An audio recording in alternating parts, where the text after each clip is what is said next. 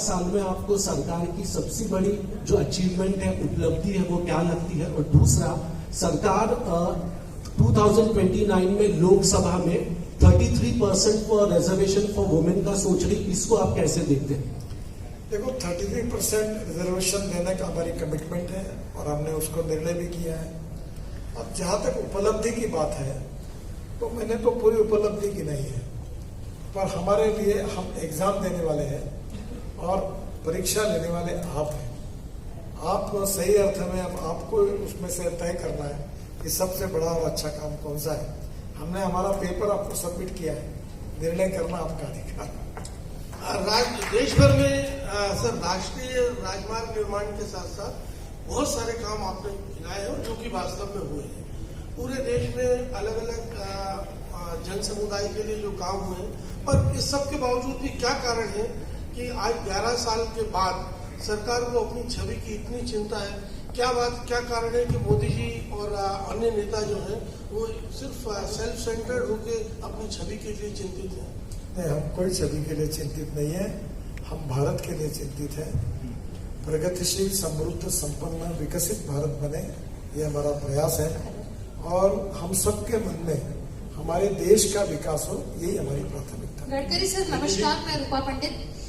एक प्रश्न मेरा आपके विभाग से रिलेटेड है कि जिसके तहत फ्लाईओवर निर्माण चल रहे हैं नागपुर शहर में, आखिर क्या वजह है कि इसमें कमियां और खामियां दिखाई दे रही है? जैसे मानकापुर से रिजर्व बैंक की ओर उतरने वाला फ्लाईओवर, LIC चौक से कामठी की ओर जाने वाला फ्लाईओवर, शांति नगर से कलमना फ्लाईओवर, और तो और एक चीज और मैं ध्यान दिलाऊंगी कि कड़बी चौक से मोमिनपुरा की तरफ जाने वाला फ्लाईओवर जो है वो गैर कानूनी रूप से बनाया जा रहा है, जिसकी सरकारी मंजूरी 5 पावली से पहलवान शाह दरगाह तक ली गई थी, और इसे कड़बी चौक से मोमिनपुरा टिमकी तक क्यों बनाया जा रहा है? 1 साल से ज्यादा का अरसा बीत चुका है, लेकिन महारे अभी तक इस फ्लाईओवर के एडमिनिस्ट्रेटिव अप्रूवल जो है वो कोर्ट में पेश नहीं कर पाई है। तो आपको नहीं लगता? देखिए, पहली बात तो ऐसे ही आप जितनी बातें बता रही है, दुर्भाग्य से उसका वस्तुस्थिति के साथ कोई संबंध नहीं है। रोड हमारा है, डिजाइन मंजूर हुआ है। अब कुछ जगह अतिक्रमण की प्रॉब्लम है, जैसे मोमिनपुरा में पहली बात तो ऐसी है कि यहाँ जब मैंने फ्लाईओवर बनाने का निर्णय किया तो वहां के लोग मुझे हंस रहे थे, इतना अतिक्रमण था। आप कभी उस रोड पे जाओगे, अब मोमिनपुरा से डायरेक्ट निकल के आप कामठी रोड पे कड़बी चौक पे जा सकेगी। ये महारेल को काम दिया हुआ है, कोई भी काम में कोई गैर ऐसा काम नहीं हुआ है। हाँ, डिजाइन्स में हुआ है। जैसे आपका ये जो लिबर्टी से जो फ्लाईओवर आता है वहां थोड़ा सा प्रॉब्लम है। अब मैंने CRF में मंजूर कर दिया है, नया डिजाइन स्वीकार किया है, तो मंजूर वाला करना है कि लिबर्टी वर से करना तो मंजूर।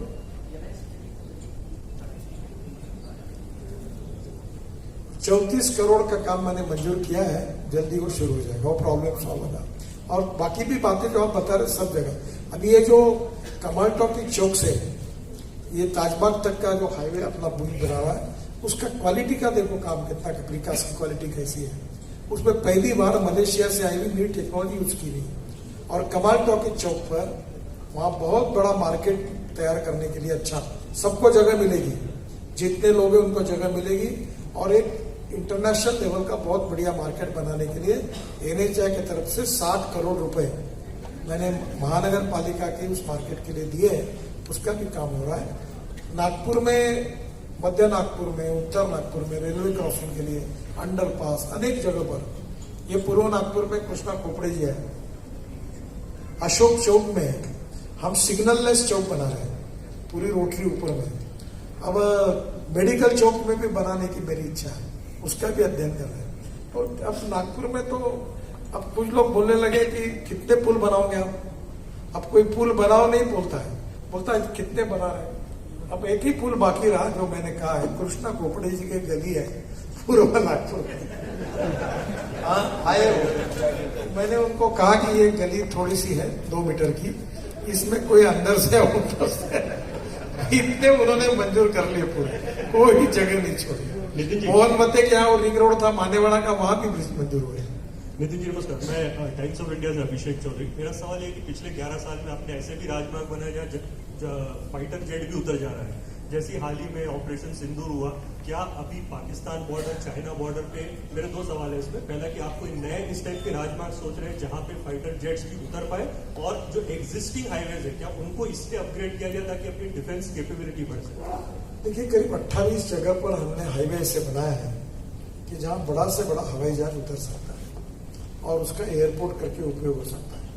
तो मेरे मन की कल्पना यह है कि जैसे रेलवे का फाटक होता है ना, कि रेलवे आती है तो फाटक बंद होता है, तो वैसे ही रोड पर एक फाटक होगा, रोड बंद होगा, हवाई जहाज उतरेगा, इवन पैसेंजर का भी अंदर जाएगा एयरपोर्ट में, फिर रोड शुरू होगा, फिर रोड बंद होगा, हवाई जहाज आएगा, उड़ जाएगा, फिर रोड चालू होगा।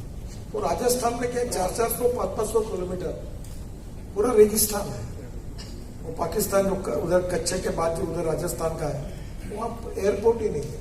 तो ऐसी जगह पर, अलग जगह पर हमने सिक्योरिटी के हिसाब से तो ऐसे बहुत बनाया है। नितिन जी, 11 सालों में प्रधानमंत्री नरेंद्र मोदी जी ने विदेशों के कई दौरे किए हैं। एक हुआ ना आपका प्रश्न, बाकी लोग गडकरी साहेब, माझा एक प्रश्न. आपण नागपूरची साडी म्हणून हातमागची जे मागे 9 वर्षाचं जो मोदीजींचा गुणगौरव केला त्यावेळेस तुम्ही बोलले होते की आपण असं काही करतोय म्हणून, हातमागची साडी बनवतोय, नागपुरात कुठेतरी होणार आहे. दुसरं, तो फाउंटेन म्हणून नागपूरचं नाव हे फाउंटेन शहर म्हणून ओळखलं जाईल असंही आपण म्हणाले, मग त्या फाउंटेनचं आता काय झालं? सध्या सुप्रीम कोर्टामध्ये केस आहे हा, आणि त्याचा निर्णय न झाल्यामुळे सध्या काम अडकलं आहे. माझं एक दुसरं हातमागावरचं असं आहे की नागपूर आणि नागपुरातली विदर्भातली अनेक गावं हँडलूम करता प्रसिद्ध होती.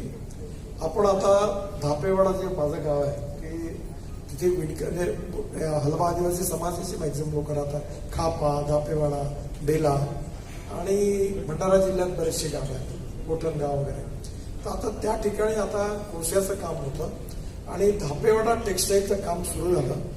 आम्ही पहिले कोळशाच्या उत्तम साड्या तयार केल्या, त्याच्यावर झारखंडमधून प्रिंटिंग केलं आणि मला सांगताना आलं होतं की मुंबईच्या प्रसिद्ध मॉडेल्स आल्या होत्या, या दक्षिण मध्य सांस्कृतिक ह्याच्यात त्यांनी त्या साड्या घालून सुंदर प्रदर्शन केलं आणि त्या साड्या तयार होत आहेत आणि स्थिती अशी आहे की आम्हाला दाखवायला पण साडी नाही आहे, वेटिंग लिस्ट आहे. 12,000 रुपयात साड्या विकल्या गेला. आता आम्ही तिथे धापेवाडा टेक्सटाईलच्या मोठ्या बिल्डिंगचं काम सुरू केलं आहे. 6 महिन्यात त्याचं उद्घाटन होईल आणि आम्ही 2 कामं करतो आहे की हँडलूमचं तिथे सगळं काम ऑलरेडी सुरू आहे सध्या आमच्या कारखान्यामध्ये धापेवाड्यात, पण त्याला आता जागा मिळाली आहे, तिथे ते होईल. आणि कॉटनची उत्तम क्वालिटीची साडी ही इलेक्ट्रॉनिक पॉवरलूमवर तयार करून नागपूरची साडी ब्रँडिंग करून केवळ 400 रुपयात ग्राहकाला मिळेल. 6 महिन्याच्या ती एक तर साडी आली मार्केटमध्ये आणि नागपुरातच बरेचसे चांगले ब्रँड ते विकत घेतात आणि ही साडी 400 रुपयातली आहे. ही गरीब लोकांकरता मिळेल, जी 3,000-4,000ची आहे. त्याचे पण 6 महिन्याच्या मार्केट होईल आणि यातून आम्ही 1,500 महिलांना प्रशिक्षित केलं. आपल्या पाचगावलाही केलं, धापेवाडालाही केलं, आता बेल्याला आणि खाप्यालाही सुरू करतोय आणि त्याच्यात आपल्या बांगलादेशमध्येही काम मध्ये सुरू झालं. त्यातून आपण चिन्ह्या असतात ना रेडीमेड गार्मेंट्सच्या, त्याचे पाचगावमध्ये 1,500 महिलांना ट्रेन करून त्याचे कार्पेट्स पण बनवले आणि हातमाग व्यवसाय हा पुन्हा एकदा विकसित करायचा आणि या नागपूरचं वैशिष्ट्य पुन्हा एकदा आणायचं असा प्रयत्न आमचा सुरू आहे. त्याला चांगलं यश मिळालं. माझं 2 प्रश्न होते, मला बोलू नाही दिलं. म्हणजे गडकरी साहेब, एक 2 मदर डेअरीचे आपण बोलले होते की 3,000 नोकऱ्या त्यातून मिळणार आहेत. त्याबद्दल अनेक प्रश्न असा आहे की 11 वर्ष होऊन तुम्ही मला उत्तर तर देऊ द्या. तुम्ही प्रश्नाचे विचारला नका विचारू प्रश्न की बाकीचा. बरं, एक माझा एक शेवटचा झाला तो नाही प्रश्नच नव्हता तो, ऍक्च्युअली तुम्ही पटकनच उत्तर दिलं. 11 वर्ष पूर्ण भाषण 11 वर्ष पूर्ण झाले. विरोधक म्हणताय म्हणून मी काही म्हणणार नाही. मला एक पत्रकार म्हणून मला एक आवडेल की मोदीजींना पत्र परिषद घ्यावी. तुमची विनंती त्यांच्यापर्यंत पोहोचली. नितीनजी, हा पहिला मुद्दा असा की मदर डेअरीचं 850 कोटी रुपयाचं काम फॅक्टरीचं बुटीबुरी MIDC सुरू झालं. त्याच्यात आता नव्याने पुन्हा जे पशुखाद्य लागतं, त्यात विदर्भामध्ये राईस रस आहे, राईस स्ट्रॉ आहे, सोयाबीनची डेप आहे, सरकीची डेप आहे, ती टाकून स्वस्तात पशुहार मिळेल याच्याकरताही पण तिथे फॅक्टरी टाकून राहिल्या. दुसरं बुटीबुरी हिंगण्यामध्ये महानंदा नावाची होती डेअरी, तिथे आता मदर डेअरीने ती घेतली. तिथे धारा नावाचं तेल आपण आता तिथे प्रोडक्शन काम सुरू झालेलं आहे आणि तेलही इथे होणार, दूधही होणार. आणि सध्या 5 लाख लिटर दूध आहे. 3,000 नाही, सध्या मदर डेअरी 21,000 लोकांकडनं दूध घेते आहे. 5 लाख लिटर. हे 30 लाख लिटर दूध जेव्हा जाईल तेव्हा कमीत कमी 2 ते 2.5 लाख लोक मदर डेअरीला दूध देतील. मदर डेअरीचे प्रॉडक्ट विकणारे जे सेंटर्स विदर्भात नागपुरात आहेत ती कमीत कमी आता 750 आहेत. आणि याशिवाय आपण आता इथून एक्सपोर्ट पण होईल. आणि या ह्याच्यात मदर डेअरीने नागपूरचे 1017 सफल नावाने घेतले, तेही त्यांच्याकडे पाठवले. आणि एकंदरीत आता या सगळ्या याच्यातून पुढल्या काळामध्ये कमीत कमी 1 लाख लोकांना मदर डेअरीच्या मार्फत डायरेक्ट आणि इनडायरेक्ट रोजगार निर्माण होईल विदर्भामध्ये, असा प्लॅन. नितीनजी, राज ठाकरे आणि उद्धव ठाकरे भेटत आहेत. राज ठाकरे आणि उद्धव ठाकरे भेटत आहेत. भाजपचे नेते सुद्धा त्यांना वारंवार भेटत आहेत. आपली काही प्रतिक्रिया असेल तर नक्की. सध्या माझी कोणाशीच भेट नाही झाली. नितीनजी काय विदर्भ के बाद 2014 पासून डेवलपमेंट खूप चांगलं झालेलं आहे इन्फ्रास्ट्रक्चर मध्ये, पर नॉर्थ ईस्टर्न बॉर्डर्स पे आज भी बांग्लादेश है जो चिकन नेक को लेकर बहुत ज्यादा हल्ला करते रहता है. वहां पे क्यों कोई इंफ्रास्ट्रक्चर डेवलपमेंट उतना नहीं हो पा आप रहा? गए नहीं उधर कभी? नहीं सर, वो चिकन नेक पे आप गए नहीं क्या उधर?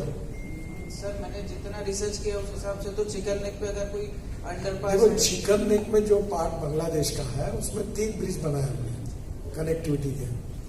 और अभी अपने नागपुर में जो एनकेपी सालवे साहब थे उनके भांजे थे सत्यनाथन करके, ये कॉन्कर्ड कंपनी के जो डायरेक्टर है, उनको अभी हमारे ये जो सिंधी में है ना उसमें भी डायरेक्टर है, उन्होंने स्पेशल योजना तैयार की. और हम लोग अब नदियों से बांग्लादेश को व्यापार करने के लिए शुरुआत की है. और एक बहुत बड़ा ट्रांसपोर्ट चालू हो गया नागपुर से. ट्रैक्टर, टावर्स, बाद में सूट, बेल्स, ये सब जो बांग्लादेश जाते हैं यहाँ से जेएनपीटी से श्रीलंका से फिर उधर जाते हैं. तो अभी हमारे डायरेक्ट यहाँ से जाएंगे कलकत्ता, हल्दिया पोर्ट, और वहां से 180 कंटेनर लेके बाहर निकलेगा और नदी से बांग्लादेश में 4 जगह जाएगा. अगरतला में ब्रिज बनाया. एक जो है कि कलकत्ता से निकलकर बांग्लादेश में जाकर फिर भारत में निकलने से शॉर्ट डिस्टेंस होता है और उसमें बांग्लादेश की परमिशन लगती है. तो अभी पानी से और रोड से म्यांमार और बांग्लादेश, नेपाल, भूटान, इनको सबको हमने रोड से जोड़ दिया है. आप एक बार जाकर आइए, वहां के लोग आपको बताएंगे. आता अंतिम प्रश्न बोला.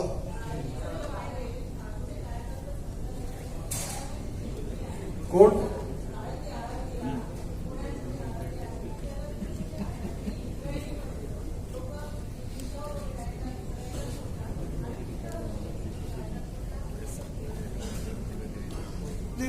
सध्या जे आहे ते महाराष्ट्र सरकारच्या अधीन आहे. आळंदीचा विकास, आळंदी ते पंढरपूर आणि देहू ते पंढरपूर हा रोड माझ्याकडे आहे. तसं आळंदीमध्ये जी नदी आहे इंद्रायणी, त्या नदीला साफ करणं, त्यात पुष्कळ गाळ वगैरे आला आहे आणि त्याला सुंदर करण्याचा प्रकल्प बहुतेक महाराष्ट्र सरकारने घेतला आहे, तो त्यांच्याकडे आहे. पण आळंदी ते पंढरपूर आणि देहू ते पुन्हा रोड माझ्याकडे. लास्ट क्वेश्चन, शेवटचा प्रश्न.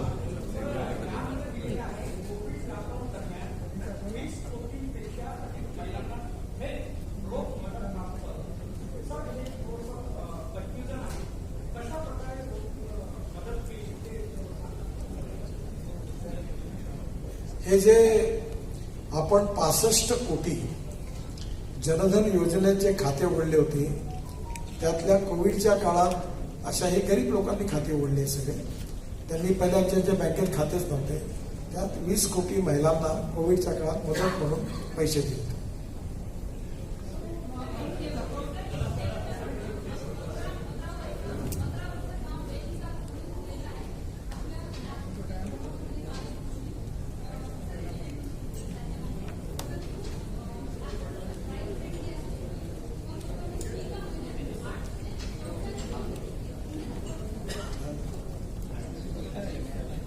होतात. पण आजचा विषय जो आहे तो भारत सरकारचे 11 वर्ष आहे. जेव्हा महाराष्ट्र सरकारचे 10 वर्ष होईल तेव्हा